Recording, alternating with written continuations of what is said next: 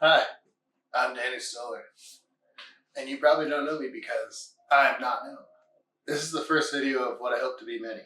In early 2025, my wife and I left our 2 dogs with some house sitters, most of our stuff packed into bins in the basement, and we went on a 6-month exploration of the Northern Hemisphere.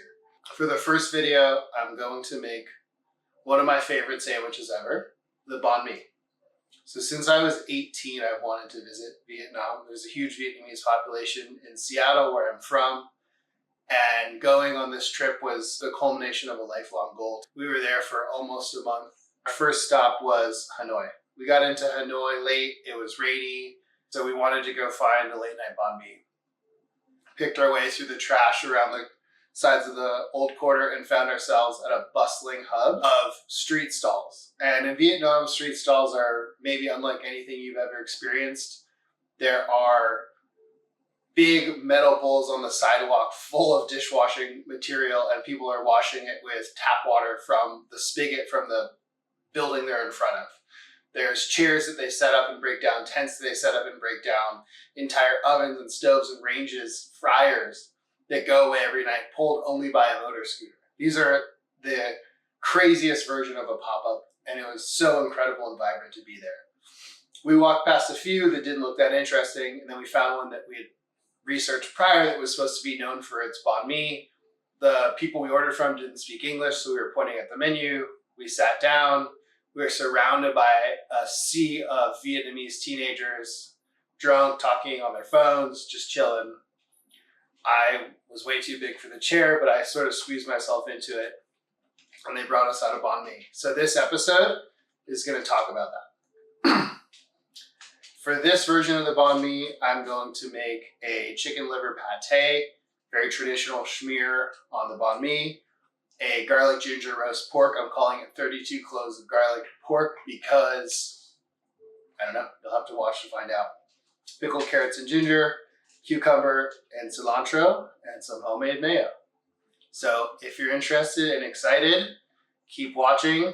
I had a lot of fun making this video. There's a lot to change for the next one. I've already learned so much in the process, but hopefully you guys will come back for more. My name is Danny Stoller. I'm a chef, an outdoorsman, a traveler, and an eternal student.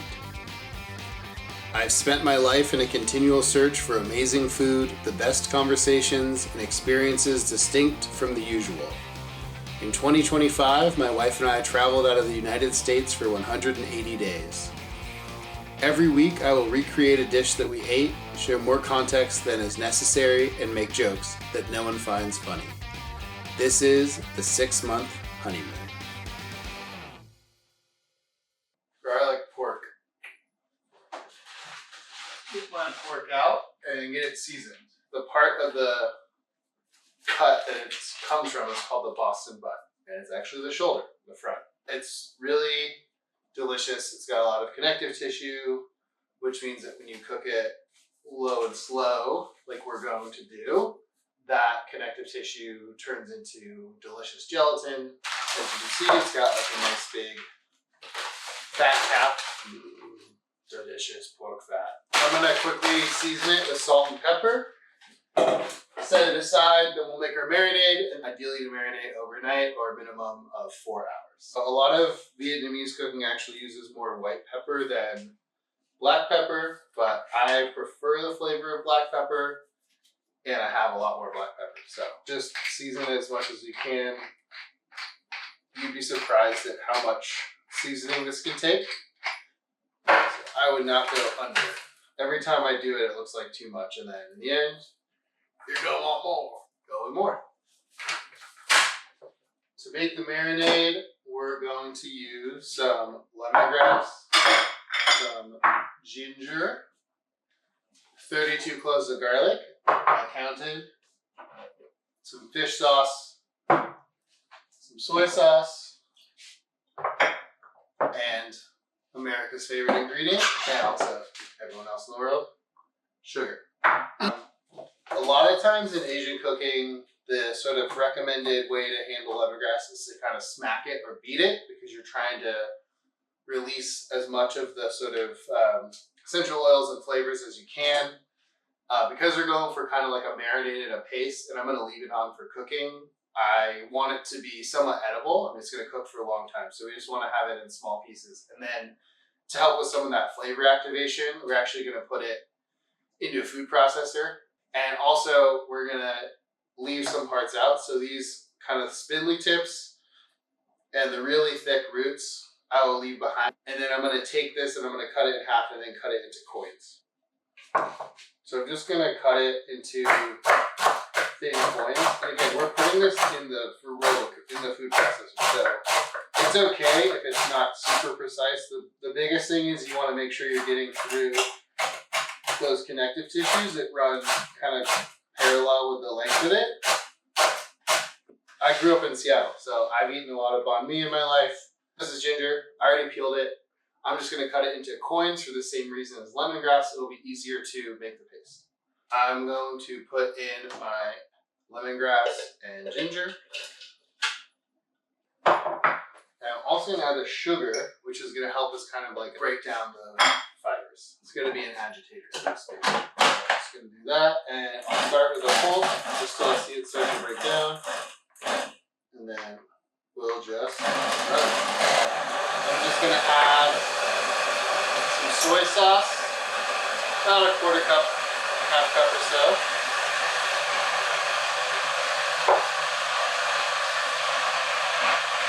Some fish sauce. So I used to work in a restaurant that went through like cases of these a day. And finally, 32 cloves of garlic. This is garlic ginger pork. So get the squirt. Yeah, it's great. I don't know what that voice is. May never do it. Maybe it will do it again. Hi, welcome back to Cooking with Dan. Our pork is in a bag. So I'm going to vacuum seal it because I have a vacuum sealer. And if you don't, you're not as cool as me, but I guess we can still be friends. If you just want to use a big Ziploc bag and squeeze all the air out, you're going to be just fine.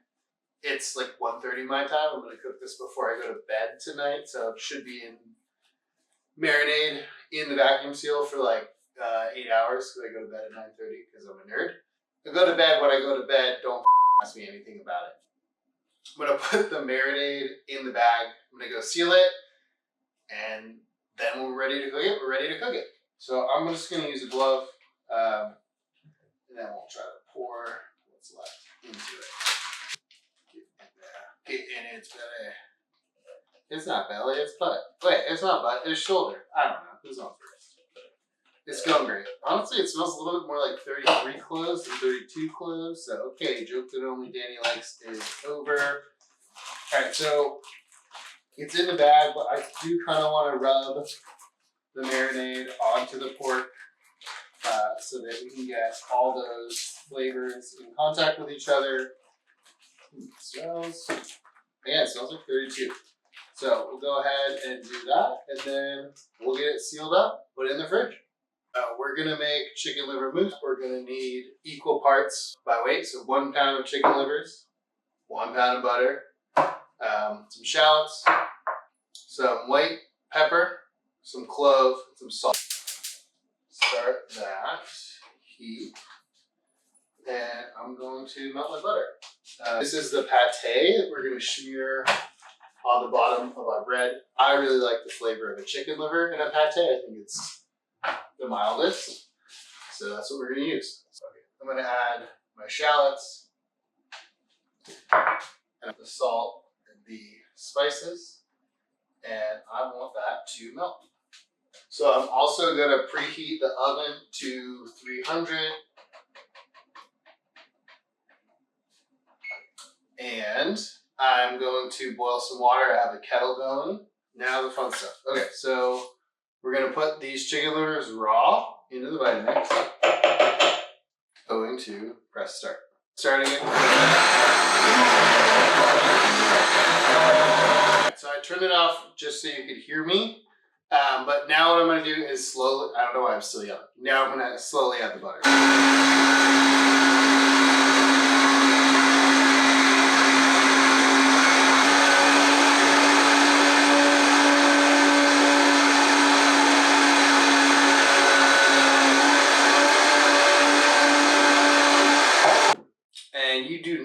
have to pass it through a sieve, but I recommend it. I think you get a better product, and if there's, you know, a random peppercorn or whatever that didn't make it, that didn't get pureed, this will prevent it.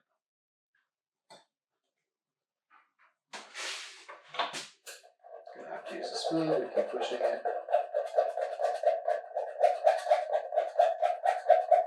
So I'm just gonna divide it equally between these two containers. You really can choose what you use. This one I'm doing is because we're going to be spreading it, so I want it to be easy to get a knife or a palette knife into. Shloop, shloop, shloop. Kind of smooth it out as much as you can. And try to clean up the edges. Right now we're at like 108, 109, 110. So this should cook pretty quickly.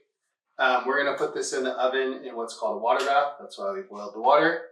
Going to very carefully place these in.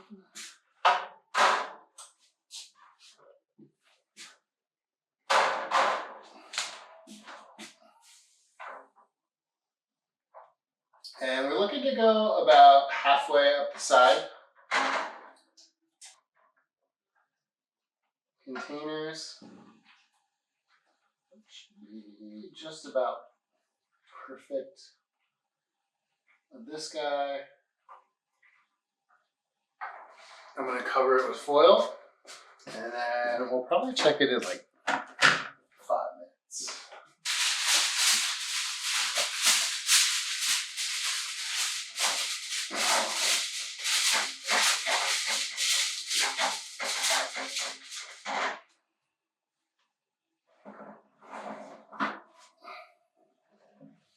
Alexa, set timer for 5 minutes. All right, so they're at 1:35. Means like 1 more minute. Alexa, set timer for 1 minute. They are nice and set.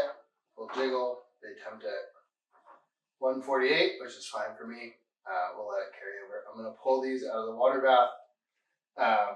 And if your fridge is capable of it, I recommend you put it straight into the fridge, but if it's going to overheat things, let it set at room temp for a second and then put it in. One other thing that I like to make ahead, really you need to make it at least 6 or 7 hours before, ideally overnight, is pickled daikon and carrot. Just going to cut the top off.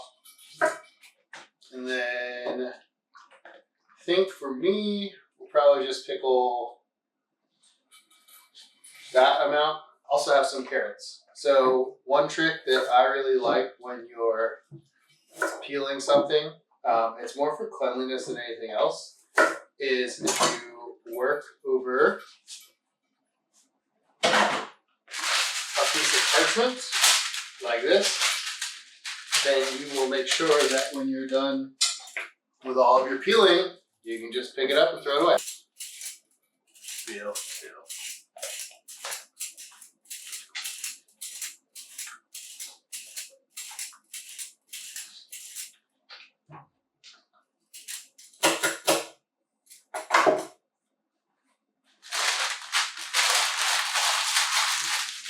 Ta-da! Yeah, that was stupid. Never do that again. For me, my preference for getting the correct shape is to use a mandolin. Many a cook has lost many a finger to, well, parts of their fingers. But if you use the guard and don't go too close to the guide, you're more than fine. Make sure you cut it short enough for the mandolin.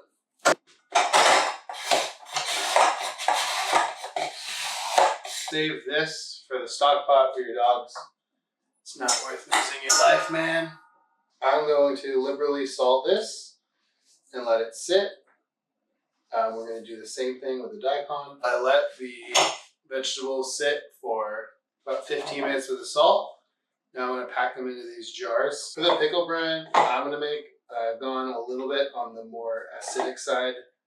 2 reasons. One, the banh mi is going to be pretty rich and fatty, so the sourness is going to help cut it, but also If I make my pickles too sweet, my wife makes a dirty face and doesn't eat them. So I don't mind eating a lot of pickles, but it's nice to be able to say you made pickles for someone else. Make our brine.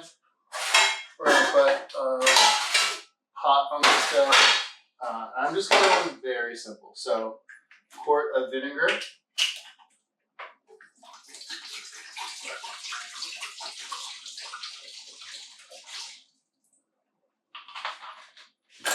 3/4 cup sugar. I've done as much as equal parts, but happy wife, happy life, right? You know what I'm saying?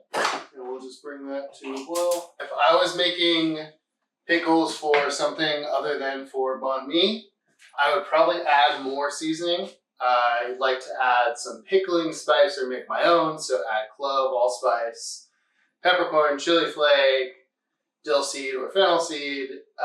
The sky is sort of the limit. That's what's cool about pickling. The sugar and the vinegar are actually really good carriers of flavor. Not going too fancy today with the old pickling liquid. The pickling liquid. Banh mi is, to me, one of my favorite dishes that exemplifies sort of the French influence. Obviously, France was a colonizer, and they did some really awful things to Vietnam. One of the lasting legacies is the sort of culinary influence. So bread is French bread. And then the pâté, of course, is a French influence. I just think it's really cool how the mixture of influences in Vietnam in particular created some incredible foods. Not boiling yet.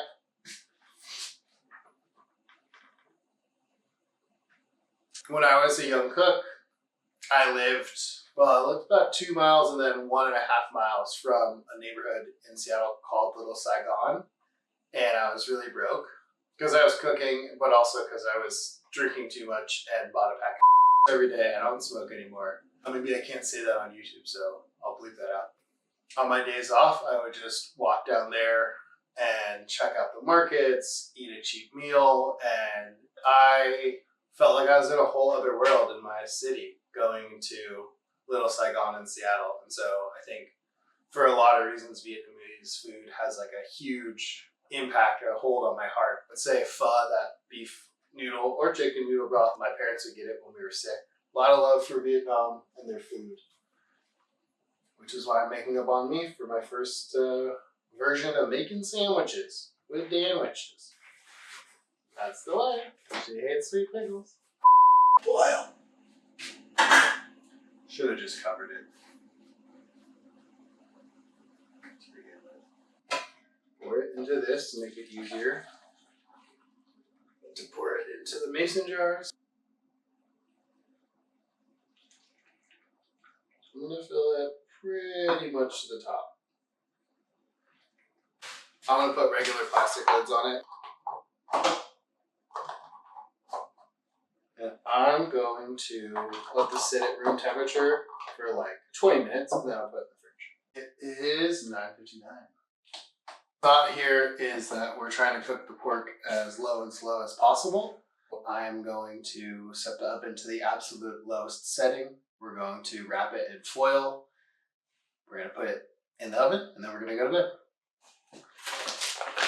So as you can see, we have our pork. It's been marinating for 8 hours, 9 hours.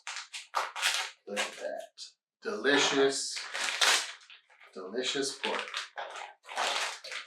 Get this baby out. Ooh, ooh. I can smell all 33 cloves of garlic. So the goal here is to try to keep as much of the juices in as possible, and we also are trying to really seal this up. So I have 2 sheets of foil that I'm going to fold over on each other on top of the parchment.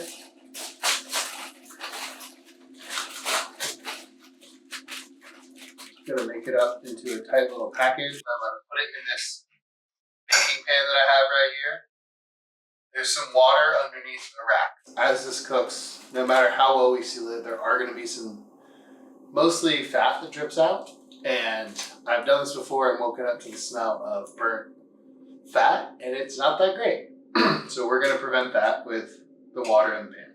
and it goes in the oven. I don't know why I'm talking like the guy from Unwrapped, but I am. It's not that late.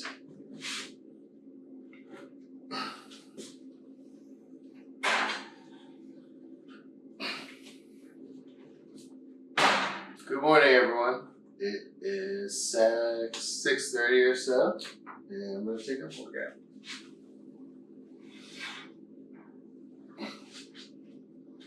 Got some juices out. I'm going to leave this to set for about an hour or so while I walk the dogs, and then I'm going to unwrap it and let it sit in the fridge until we're ready to eat. It is the next day, and we are ready to assemble our banh mi. Early this morning, I pulled the pork out and let it rest. Actually ended up leaving it in its cooking juices. And now I'm going to slice it. And the best way I've found to reheat this is to simply put it into these juices, cover it with foil, and throw it in the oven. Tender. Nice fat.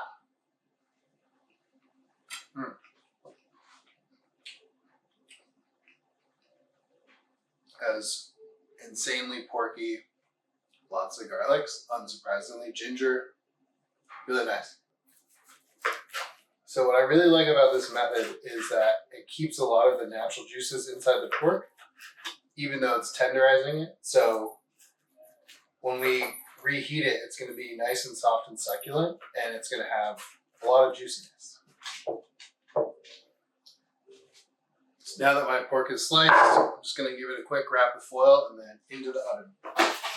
While it's heating up, the last recipe that I like to make the day of, we're going to make some mayonnaise. It's mayonnaise. You can make it from scratch, you can buy it. It's pretty easy. If I was doing it in a bigger batch, I would probably do it in a mixer or a Vitamix, which is a blender, but because I'm just doing it for the house, I'll do a smaller batch. So we're going to start with 1 whole egg, 1 egg yolk, like a generous 1.5 tablespoons of Dijon, pinch of salt to start it. I'm just going to whisk these to combine.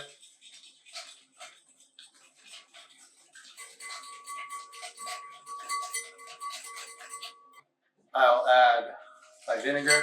So basically what we're doing is we are creating an emulsion, and then as we stream in oil slowly, we're going to thicken it, and that's what's going to make smooth mayo. So I'm just going to add a tiny bit of oil at a time. I'm using avocado oil because we're kind of bougie like that, but you can use canola, grapeseed. So the most important thing is to make sure that each bit of oil is incorporated before you whisk in more.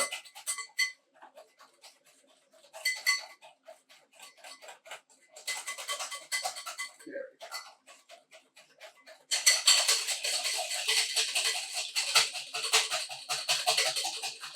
Give it a nice little whisk at the end. Yep, that's exactly what I want. Nice. Season it. A little bit of black pepper.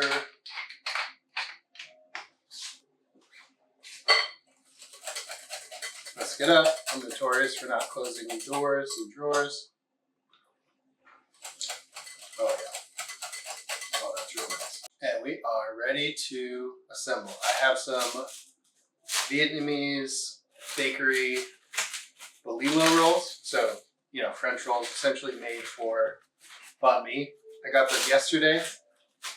I like them a little soft when I put them in the oven, so I wrapped them in plastic last night. If you're going to keep them for longer, you can freeze them. If you can't find a Vietnamese bakery, if you're not lucky like I am, you can always do, you know, just a French roll from the grocery store, but I think the Vietnamese make the best sandwiches, or at least the best spread for their sandwiches. Just gonna give it a quick, make sure we got it open enough so we can smear it. It's gonna go in the oven for like a minute or two. Oh, ooh, nice and warm. toasty, particularly with a banh mi. I like to do my pate on the bottom. You want like a nice even layer to hold the pork. This is gonna provide that nice, rich, nutty undertone that the sweet pork's gonna go great with. See how tender it is. I'm gonna do 3 slices, but you could do 4. Oh, wow. That's good. I like to do cucumbers kind of shaved like this. Some places do it in chunks or even quarters. That's not my preference, but it's up to you. You can decide. Get some of this guy. Get some pickles. Pickled carrot and daikon. Oh, fuck. I'm getting excited. Our mayo on the top. Just kind of zhuzh it in there. Oh, yeah. Fuck yeah. F yeah. I don't know. Jalapenos on the side. Some people like them, some people don't. It's totally up to you. And that, my friends, is how you make a banh mi. Most places that sell them do not cut them, so I'm also not going to cut them. Let's see how it tastes.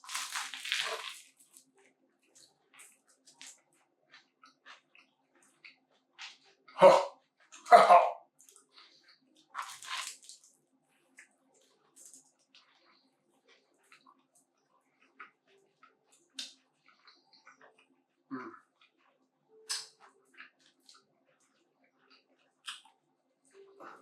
Guess I have to eat this myself.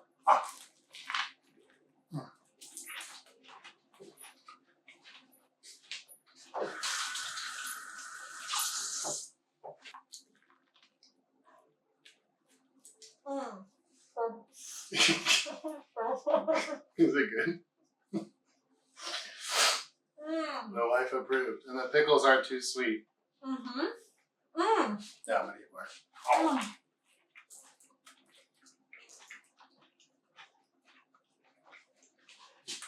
Do I get my own? No. How about one? I had a lot of fun making this video. There's a lot to change for the next one. I've already learned so much in the process. But hopefully you guys will come back for more. Should I take a bite? He said to no one because there's no one behind the camera.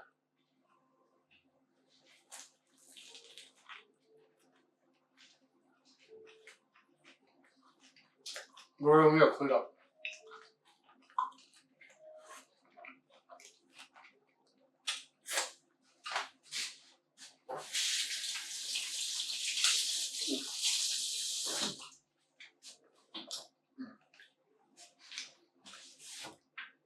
Babe?